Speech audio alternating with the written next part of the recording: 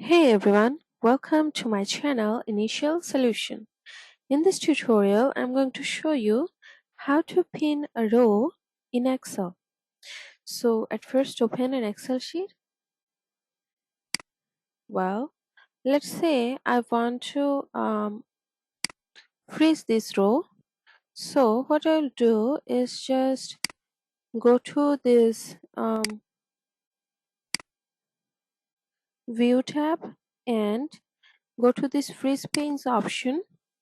And if you freeze top row, here you can see only top row will be freezed.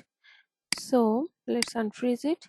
So what we do if we just want to freeze this this row, then we will select this row and then click on freeze panes.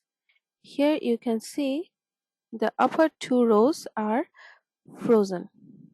This is how you can freeze your preferable rows. So hope this video helped you guys. If it did, then please like, comment and share this video. Subscribe to our channel and don't forget to press the bell icon to get more useful videos like this. Thanks so much for watching, guys. Bye bye.